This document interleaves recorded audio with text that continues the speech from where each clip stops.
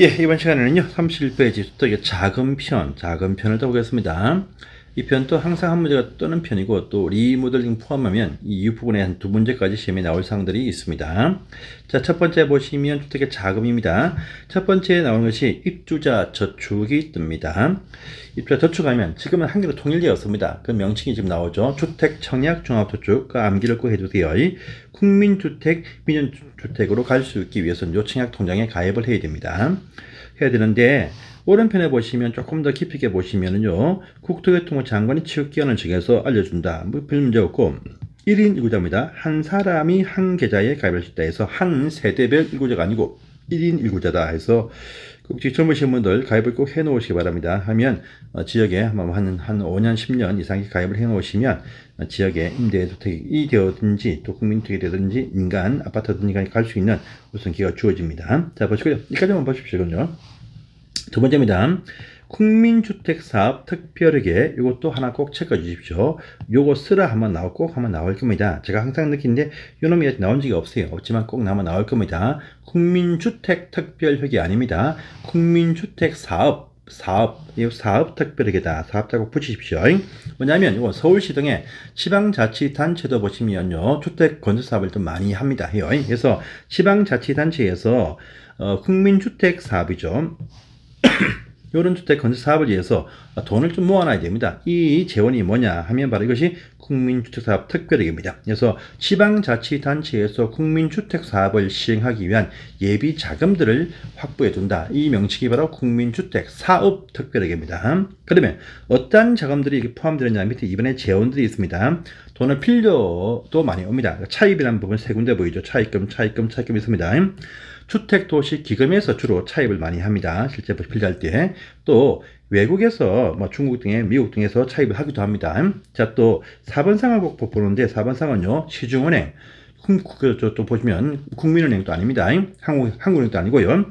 농협은행이고 농업협동조합 중앙이 아닙니다. 농업협동조합 중앙에서 만든 은행, 즉 농협은행에서 차입을 할 수 있다. 이런 부분 체크를 해주시고요. 8번 상 한번 시험에 나왔었습니다. 재건축 초과이익 환수하거든요. 재건축 초과이익 환수할 때 보시면 국가 귀속분 말고 지방자치단체 귀속분이 여기에 포함이 되어진다. 이런 부분들 체크하시고, 이 특별하게 운영사항들은요, 분기별로 해당 그 지방장들은 다음 달 20일까지 장관한테 보고도 하더라. 체크를 살짝 해 놓으시기 바랍니다.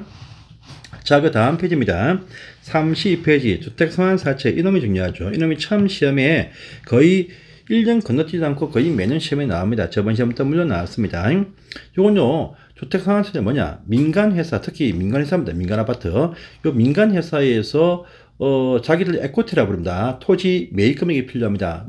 사업을 할 때는 토지 계약금을 쳐야 되는데 이 계약금도 없어. 그러면요, 그쪽에 토지 계약을 쳐야 되는데 해당 지역이 참 좋은 위치고 땅 팔겠다는 동의서는 거의 확보했습니다. 근데 계약을 칠 돈이 없어. 그럼 땅은 참 좋아. 그러면요, 이때 이쪽 땅에서 우리가 앞으로 아파트 지을 것인데 당신들 미리 돈을 넣으면 지금 현재 시가로서 만약에 24평짜리 5억에 주겠다. 그런데 이것이 나중에 한 4, 5년 뒤에 건설 딱 되어지면 10억 이상 호가도 갈 수 있는 위치입니다. 그러면요, 일단 토지 작업은 다 해서 동의서는 받았는데 계약을 칠 돈이 없다. 그러면 시행사가 지금 같은 경우에 돈도 안 빌려줍니다. 안 빌려주니까 이럴 때 보시면 홍보를 딱 하겠죠. 우리가 어느 땅에서 동의서를 100% 다 확보했는데 너무나 땅이 좋다. 근데 계약 칠 돈이 없다. 그러면 당신들 미리 돈을 2분의 1이나 3분의 1 먼저 넣어 놓으면 나중에 싸게 이 집을 갖게 된다. 이렇게 해서 홍보를 하겠죠. 이렇게 그 주택 건설 자금을 마련할 기회를 주겠다는 것입니다. 그래서 보세요. 근데 요거 말입니다. 발행을 마음대로 못합니다. 이것이 바로 돈을 빌려서 나중에 입주할 정권을 준다라는 의미인데, 이것이 주택으로 상환해 줄 테니까 돈을 빌린다. 주택 상환 사채란 말입니다. 근데 이 토지공사 LH 아파트가 이런 거 발행하는 경우도 없지만 할 수 있습니다. 등록사업자, 즉 민간 시행사들, 민간 아파트 시행사들이 이제 발행을 주로 할 수 있게 해주는데, 일정한 요건을 갖춰야 돼요. 또 국토교통부 장관입니다. 기획부 장관 아닙니다. 국토교통부 장관한테 발행을 승인받고 발행할 수 있다랍니다. 발행 계획서를 보여서 승인받아야. 당신도 그럼 발행할 때 그 땅 작업은 다 했느냐? 100% 동의서는 다 있습니다. 동의서는 보여야 되겠죠. 계약은 안 쳤지만 다 확인해가지고 승인해 줍니다. 자, 그런데 이 토지공사는 발행도 거의 안 하지만 또 조건도 필요 없어요. 그런데 이 민간회사들이 문제입니다. 사기를 칠 수 있어요. 사기. 이거 막고자 민간회사들 등록사업자들의 발행 요건이 있습니다. 일단은 발행해놓고 돈 받아먹고 잠적할 수 있겠죠. 이거 막아야 돼. 그러니까 일단 먼저 보정 설정이 꼭 필요합니다. 내가 발행한 대신 일 돈 받고 나서 다 내가 본순다 보증해서가 필요합니다. 그 다음에 개인 사업자는 발행을 못합니다. 법인 사업자만이 발행할 수 있죠. 법인 사업자.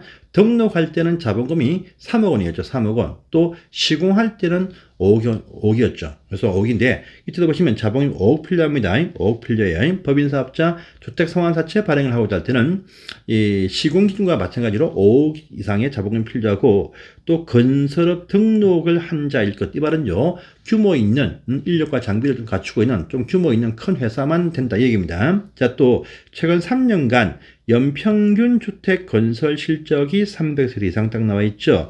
오른편 살짝 보시면요. 우리가 이미 배웠습니다. 등록사업자의 시공할 때 기준 보시면 자본금은 똑같은데, 그렇죠? 그때는 5년간 합산해서 100세대, 또 6개청 이상을 시행하려면 3년간 합산해서 300개였습니다. 그런데 여기는요. 3년간 연평균, 합산이 아니고 연평균 300세 이상 실적이 있는 시행사들만이 발행할 수 있게 해줍니다.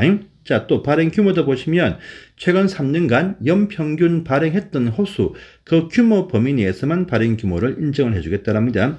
3년간 연평균, 1년에 보통 보면 큰 회사들은요, 뭐 1000세대 물론이겠죠. 뭐 3000세대, 만세대 지기도 합니다. 자, 발행 방법 보시면 이건 기명정권이에요. 기명정권. 그래서 발행회사 무슨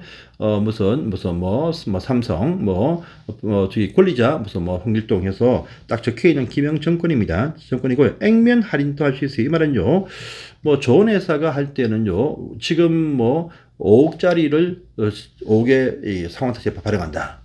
하지만 좀 급이 좀 낮은 회사일 때는요, 5억짜리 집을 주면서 4억의 할인 깡식으로 발행도 할 수 있다. 이 말 되겠습니다. 발행했으면 상환을 해야 돼요. 상환인데, 주택 상환사채니까 주택으로 건설해서 집을 준다가 원칙이겠죠. 주택 건상환. 근데, 만약에 그 권리자들이 원하면 이자 붙여서 현금 상환도 할 수 있습니다. 또 상환기간 10년, 20년 되면 뭐 하겠습니까? 그래서 발행을 했으면 발행일로부터 3년을 초과할 수 없어요. 3년. 근데 이 3년이 입주가 아닙니다. 주택 공급 계약 체결, 즉 분양 계약 체결일까지가 3년을 초과할 수 없다. 이런 부분 또 보십시오.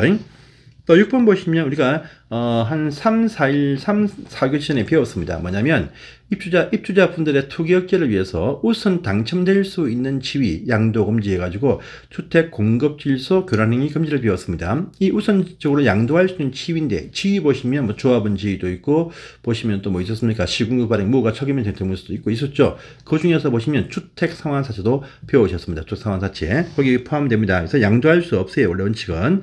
하지만 우리가 전매 제한에서 1, 2, 3번 예외 있죠. 생업상, 사업상, 다른 행정구역, 다른 광역시나 시군, 다른 행정구역으로 이사를 간다. 또요, 상속받은 집이 생겼다. 상속 이주. 또 보시면 해외 이민. 또 2년 이상 체류. 1, 2, 3번에 있던 전매 제한 예외. 똑같은 말 나옵니다. 이럴 때 보시면 또 양도할 수 있습니다. 그러면 이렇게 되어서 양도할 때 양도 방법이 무엇이냐라고 하니까요. 주택 상환사채를 발행했으면 상환사채 원부, 장부, 사채 발행 장부 있습니다. 사채 원부라 부르는데 이 사채 원부에다가요. 양수받은 사람의 성명과 주소 등을 기록하면 양도가 됩니다. 그런데 정권 있죠. 상환사채 정권이 있어. 정권 종이. 이것을 이중양도할 수 있습니다. 이걸 막고자 정권 수수표처럼 정권 그 뒷면에 배설을 해야 돼. 배설. 이 채권 정권 사채 그 뒷면에 기재 배설을 해놔야 제3자한테 대항력도 발생할 수 있다. 이런 부분도 체크를 해주세요. 그러면서 이제 8번도 중요합니다. 자, 이 사업자가 시행사가 발행했습니다. 발행하고 난 다음에 돈을 편취해가지고 수취해가지고 발행하고 있는데 또 잘못돼가지고 파산이 되었어. 어떡합니까? 또 사업자 잘못해 말소가 되었어. 이제 어떡합니까? 말소가 되었어요. 말소가 또 사채난계에서 유효합니다. 유효해요. 왜냐? 요 보증이 있죠. 보증사가 지가 보증을 했으니까 자기가 또 시행을 해줘야 됩니다. 그러니까 사채는 유효합니다. 해서 보시고요. 법적인품 보시면 바로 이 내용이 주택법에 있죠. 이 법 다 적용합니다. 먼저 여기 없는 사항이 필요할 때는요. 상법에 있는 사채표를 또 준용한다는 부분 또 체크해 주세요.